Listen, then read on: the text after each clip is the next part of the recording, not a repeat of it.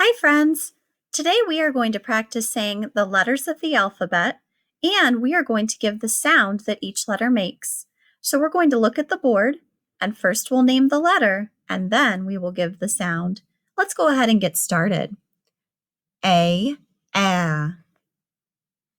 B, B, C, K, D, D, E, F, F, G, G, H, I, J, J, K, K, L, O, M, N,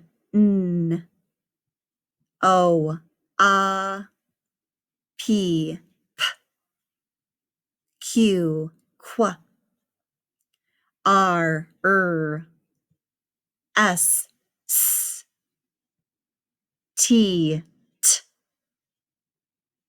U,